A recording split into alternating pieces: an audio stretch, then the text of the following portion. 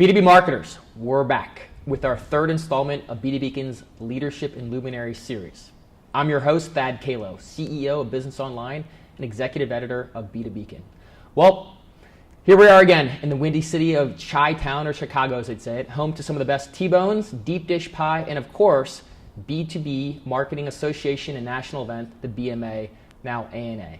And speaking of best, we are fortunate, very fortunate, to have the time of Mr. Matt Preschern, who is the Global CMO of HCL Technologies. Matt, welcome. Great, thank you. It's great to have you back. I know, third year in a row, right? Third year in a row, that's excellent. Right. Well, we're very fortunate, and I'd love to start off by saying, first of all, congratulations on the new role. I can only imagine the toll it's taking on you personally, traveling back and forth to a global establishment like HCL Technologies in India.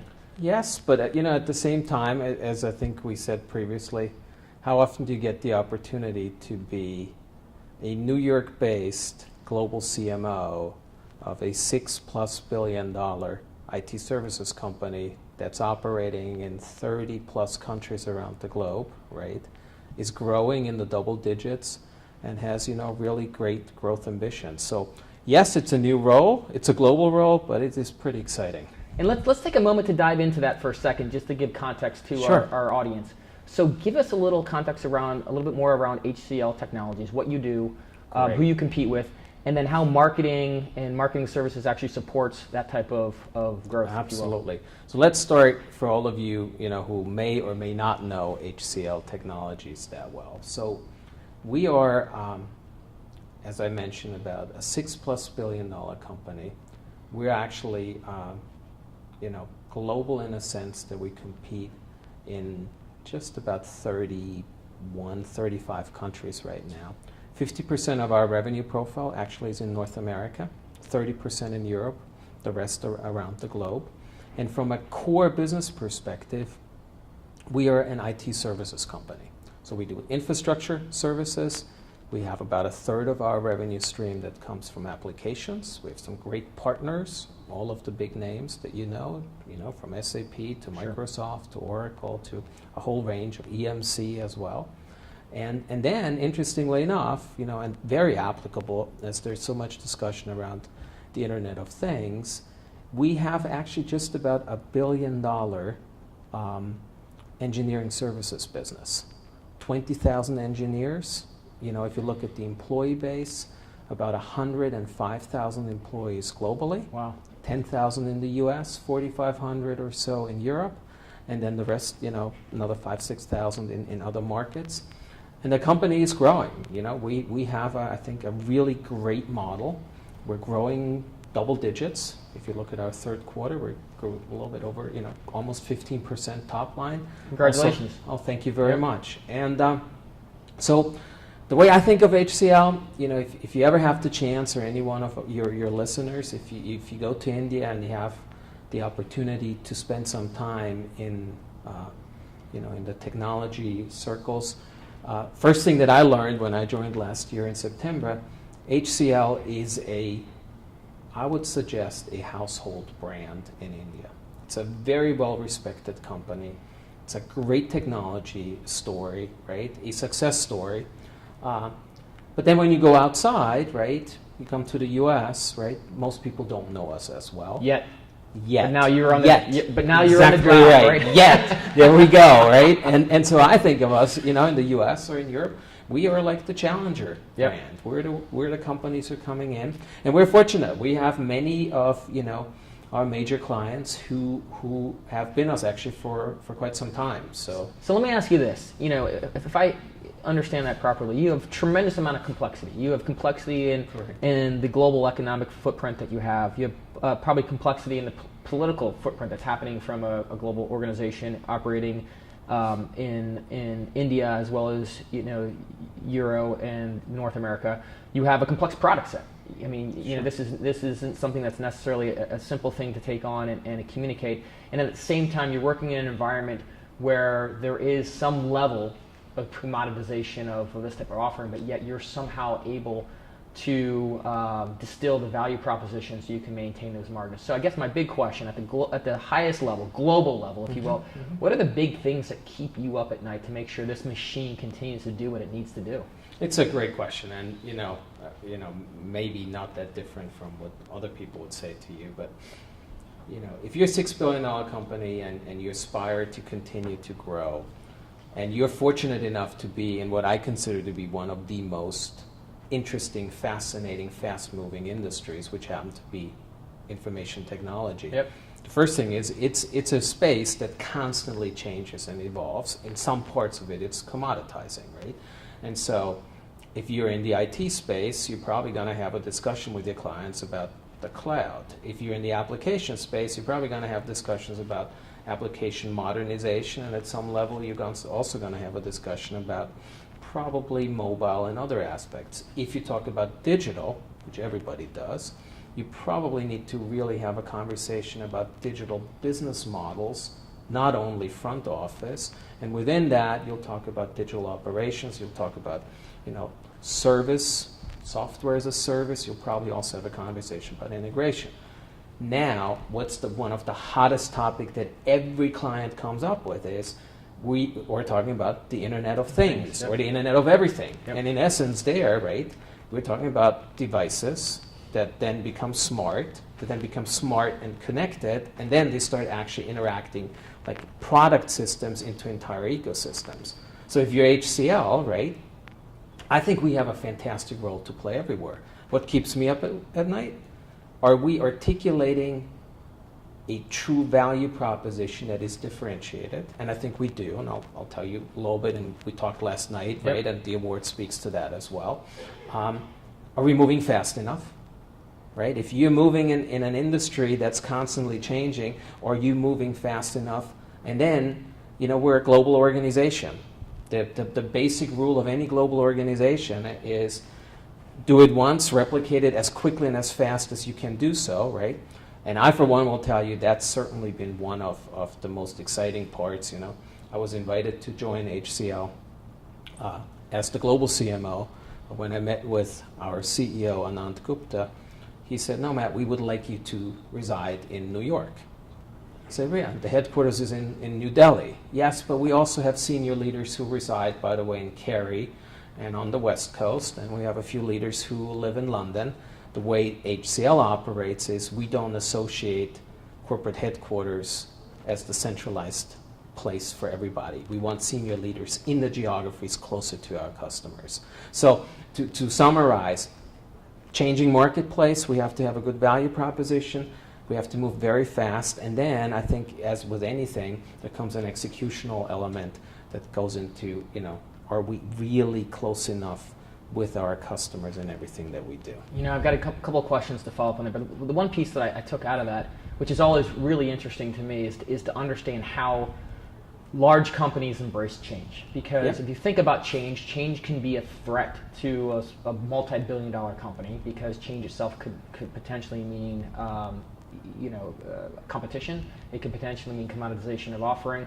But at the same time, it can be an opportunity. So as you sit in the role you sit in with the organization, how does the organization view change, and how do you view change, in the role that you play? So I would go so far, that's one of the reasons why I joined HCL. Okay.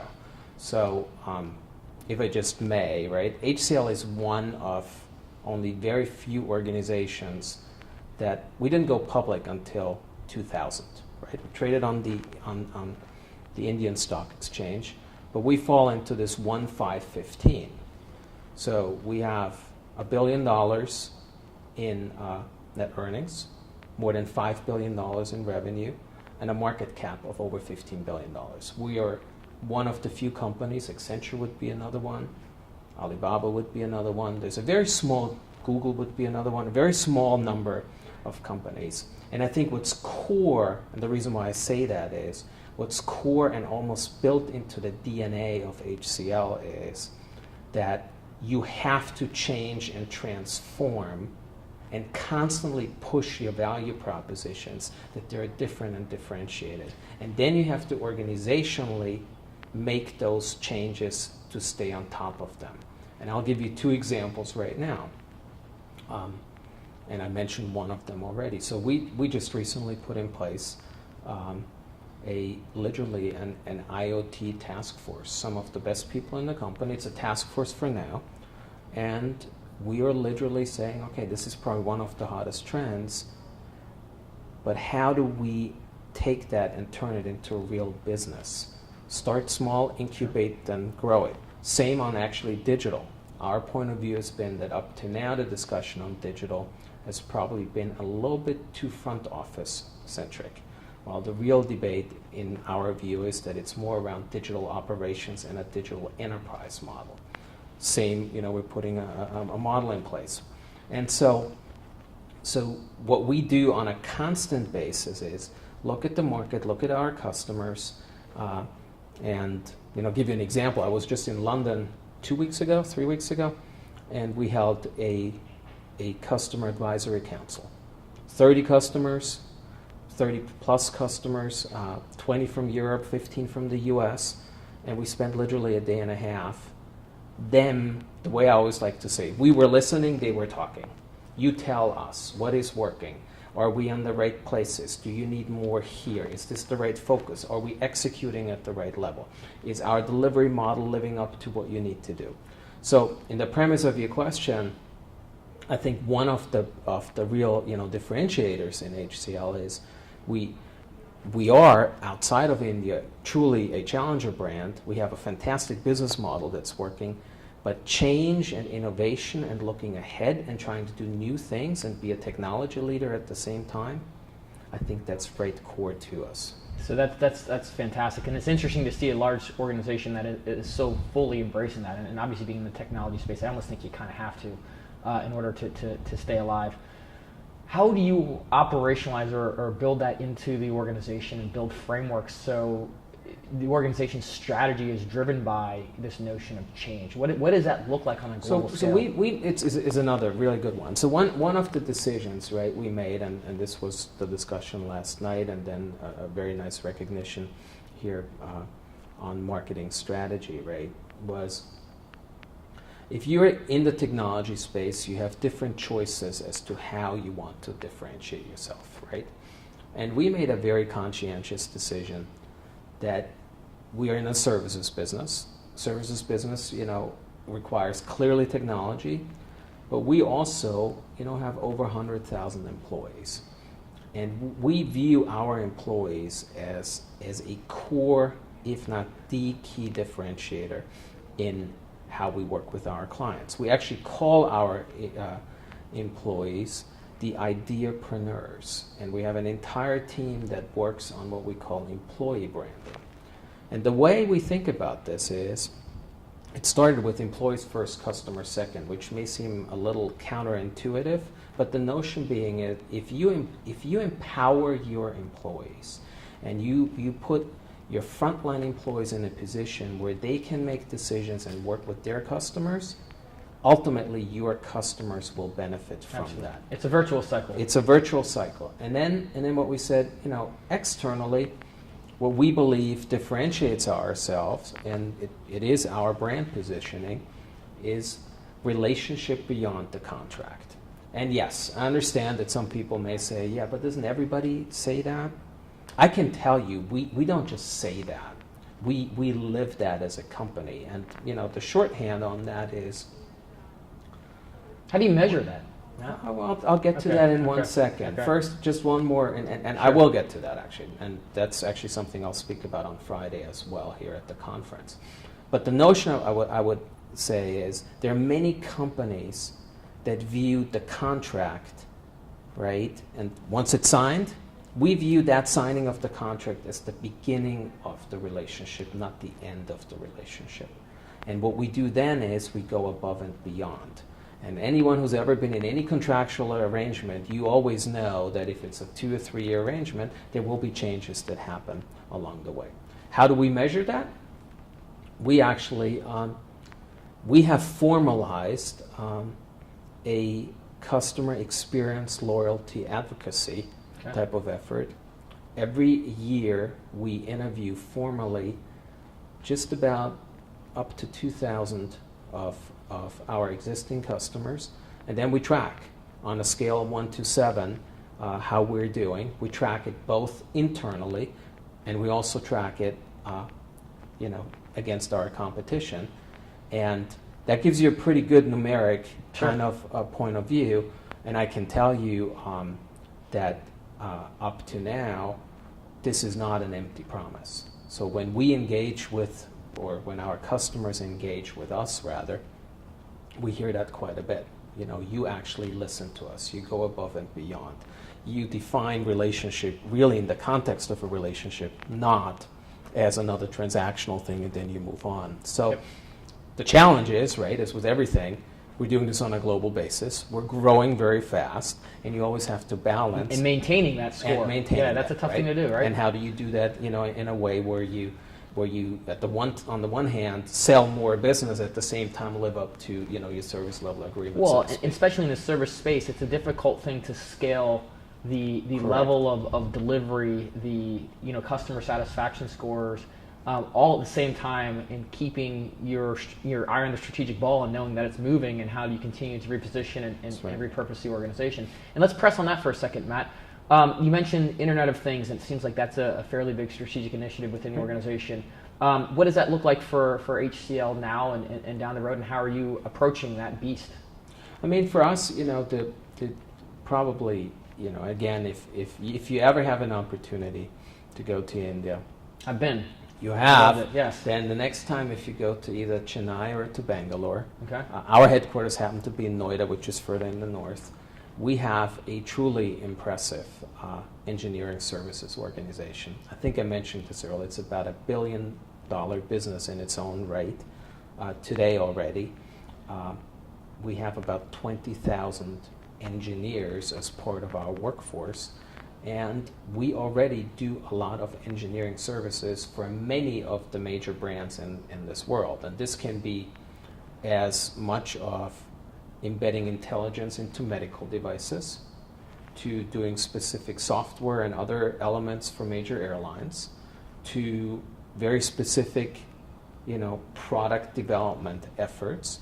But I think on that basis, the Internet of Things is now moving from, it has to be around a product or a device that's smart and connected. Sure. But what we're now hearing is, right, it's now the products will, as part of a product system, start to interact with each other. And eventually we'll move to an ecosystem. And when you work through that, and we, by the way, asked that question at this Customer Advisory Council, what are our customers telling us? They're saying, very applicable, by the way, for about a third of the audience in that Customer Advisory Council, it was, this is going to be extremely important for us within the next 12 months. The 3 things we need from you. Please help us articulate the Internet of Things in business terms and a business ROI, which, translated, yes, there's a technology component, but I still have to bring a business case to my board. Number 2, from a technology perspective, there are interoperability challenges where we need your help. If there's anybody who can help us on that, it's you guys, sure. HCL, please help us. And then the third one, no surprise, look, anytime you have devices speak to each other and then you get into certain systems, there's a security and compliance component that we need your help as well, right? So where do I see this? I think we are truly uniquely positioned with the blueprint that we have already. We have, again, fantastic existing clients, and I can tell you, since we've launched this task force, not only is there great interest, but there have been already a number of RFPs where people are saying, please come in and help us. So let me ask you this, Matt. You mentioned those 3 pillars, which made sense to me, and there was a 4th one that I was going to expect you to mention. Maybe you're a guy of 3. So I'm a guy of 3. So I have 3 kids, and that's how I think. But I'm curious as to your take on the notion of the piece of the data, the communication that comes in, that how these companies can leverage the data that is being communicated between product and back to the home office, and how they adjust, how you approach that, how you even think about what that means to the organization. So I think that's probably kind of one of those. Is that the interoperability that's sliced I think there's 2 components to it. I think the interoperability is you have different devices, different systems that are not, that just don't necessarily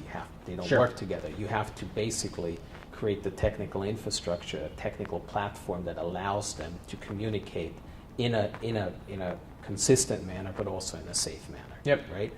In addition to that, I would agree with you. The whole discussion about data, information, insight is one of those that continues to explode. There's a number of initiatives that we have underway.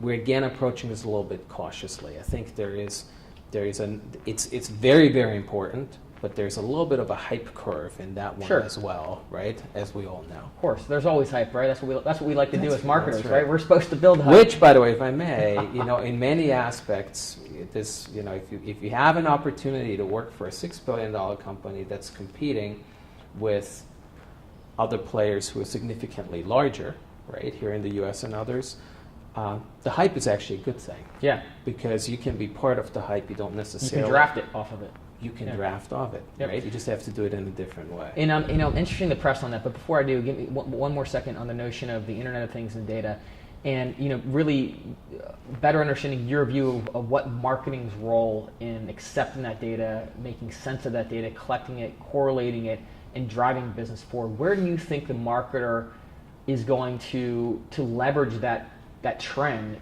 to benefit the role of marketing? I mean, I think, and this probably goes beyond the Internet of Things. I mean, this gets into digital marketing, any social type of interactions. I mean, my personal view on the whole data insight debate is as follows.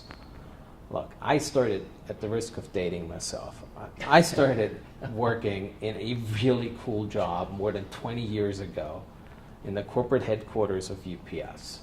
And I can guarantee you one thing. If you had seen the spreadsheets that we had in those days and the forecasting scenario models that we had, it was, for all intents and purposes, it was data and analytics.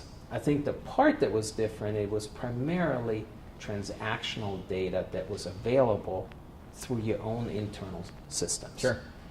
Nowadays, you have, in addition to all the transactional data, you have all kinds of behavioral data. You have all kinds of non-structured data that's available, through all kinds of interactions.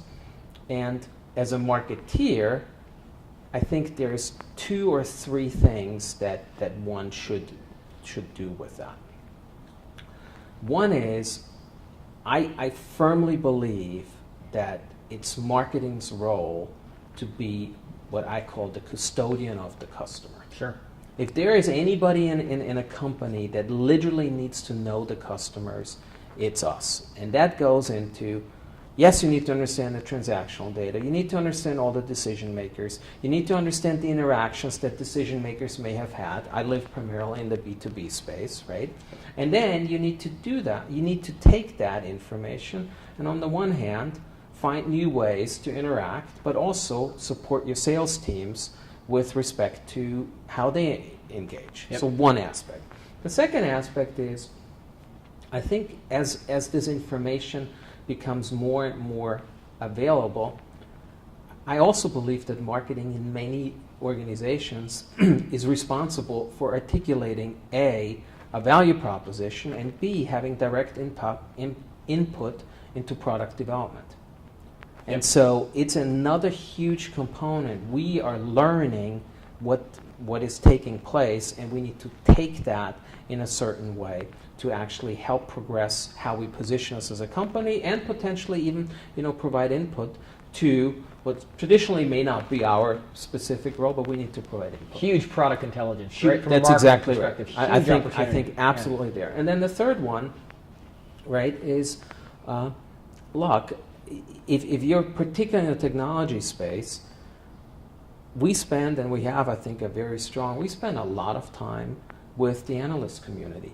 We spend a lot of time with, with industry experts, where we share our insights and they provide us feedback as well. And that is just part of establishing, talk about HCL, establishing our thought leadership on the one hand, but at the same time also getting input from the Gartners, the IDCs, the Forresters of the world, whether they feel we're on the right track.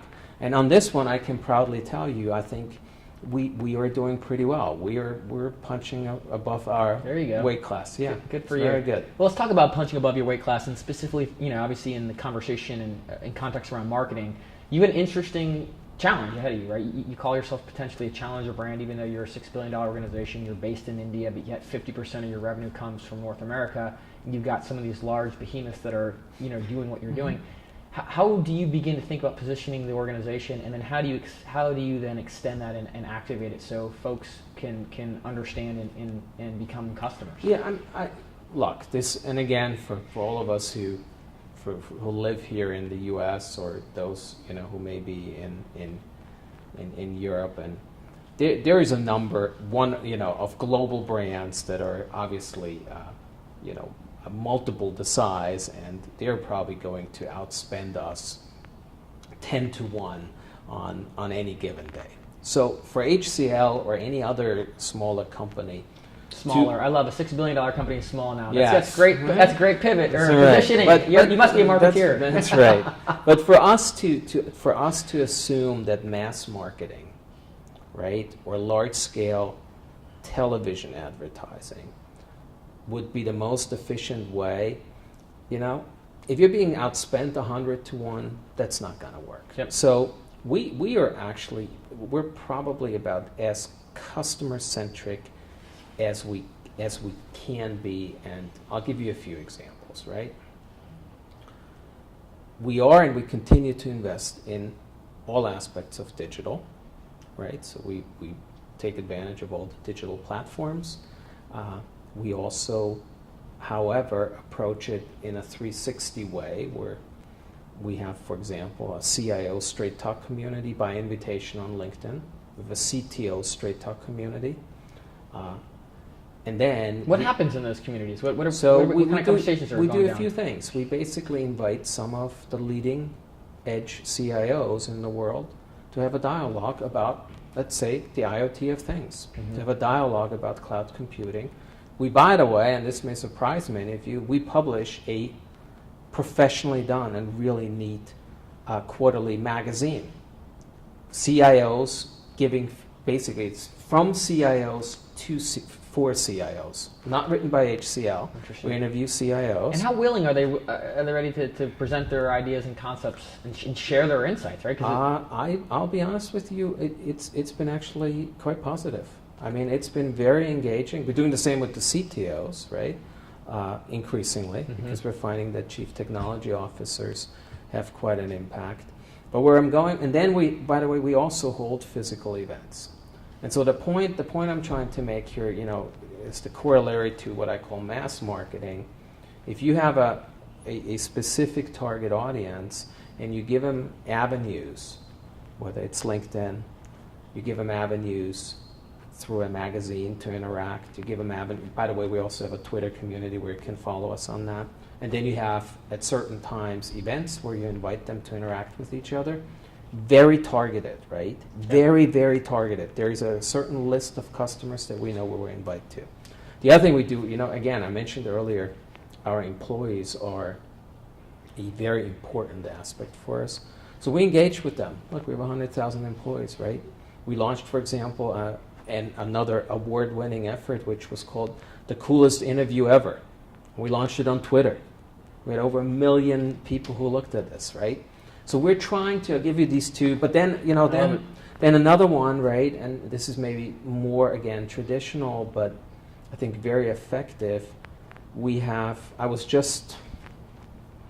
Time is a little complicated when you travel as much as I do. I was in the Netherlands about a month, I think, or 6 weeks ago, and the largest, financial institution in the Netherlands is Aegon. And we just opened a co-innovation lab with Aegon. Aegon's a 10-year customer of ours, right? We have a co-innovation center in London that we have had for quite some time with Deutsche Bank. We just invited Merck, about 10 of the senior executives, to India to celebrate our 10-year relationship, right? We we just this year alone, or within the last 6 months, we opened a major delivery center that will probably be about 12 to 1,300 jobs in Cary, North Carolina. We did the same in Frisco, which is right outside of Dallas, another 500. We opened a major delivery center in Oslo, right? All of these are designed very specifically focused on interactions with specific customers, right? And the reason why I go so much into depth on that is because that's where you see this relationship beyond the contract go to a different level. So let me ask you a question. So what I'm hearing is there's obviously a tremendous amount of thought, strategic thought as well as execution around one-to-one connections, right? Community connections on LinkedIn, physical events, innovation labs. How do you scale that? Because I think ultimately someone selling what you're selling, it has to be targeted, right? This notion of mass marketing isn't going to work, or you'll be drowned out in the sea of dollars from your competition. But how do you leverage the tools and channels within digital? I'll use this as an example, or any type of marketing, to scale those conversations to connect with more people when they want to connect. So if you follow us, we're pretty active. We're very active on LinkedIn. We're very active on Twitter. We're very active on Facebook. We're doing a number of other platforms, right, that we're looking into, and that's clearly one of the elements where we're going for reach, so to speak. Sure. Right? But the part, kind of to find balance in that, and this is why I used the word mass marketing before. In the space that we're in, IT services, if you think about transaction or contract size, right? $25, $50 million contracts, $100 million contracts over 3 or 4 years. Those are the kind of size of contracts. And then there are the bigger ones that we obviously like to participate in, some of which we win, some of which, we don't. But if you do that, it comes down to being focused. It comes down to, are we truly having the right relationship, not only with the CIO, but do we also understand the CTO? And increasingly, if you get into certain aspects of digitalization, it may be lines of business and CMOs. And in that context, I think we are actually focused and finding the right balance. I don't have, and I don't intend to, spend $1 gazillion just on reach. Yep. Right? We will do some interesting things in the sponsorship space. We'll do some more interesting things. Again, we're very active in, with our analysts, because we think they're very important, right, to establish our leadership position. And if you ever look us up and look for the Gartner Magic Quadrants, you'll find we are in the leader quadrant. Usually there is, for one of our major competitors, the bubble may be this big, and we're just much smaller, but we're pretty close there, right? And so that's what I say. We're very, very focused, and we're super focused on the customer experience.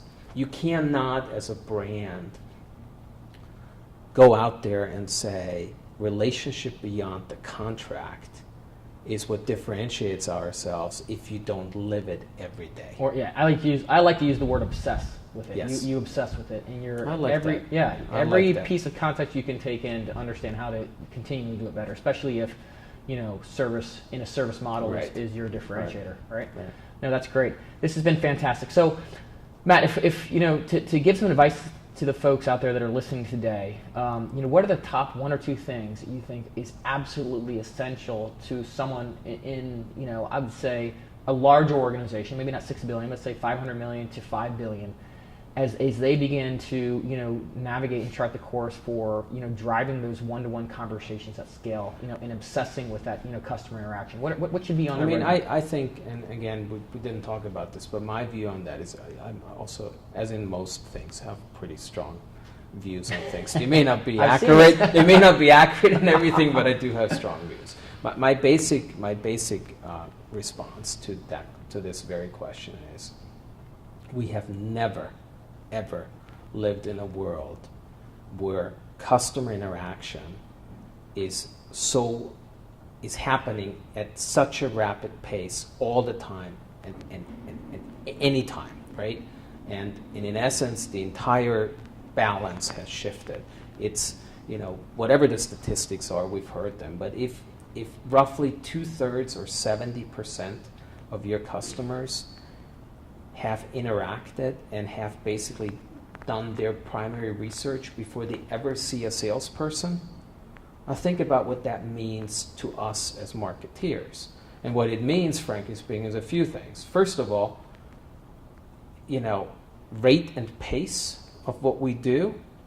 If anything, it is further, it becomes quicker, slow. Like eventually you have to be almost in real time. Yep. That poses huge challenges on various dimensions because, a traditional PR model today, probably works in some respects. Yes, if you have a major announcement and you have a major product announcement, yes, you can put it on the PR newswire, but by the way, you're going to have other channels where people will talk about you, whether you like it or not, and you have to interact. Mm-hmm.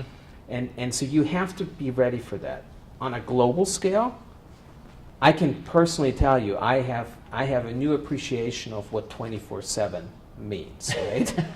Because if you just look at the time zones, New York to India is 9.5 hours, and we are on 24/7, right?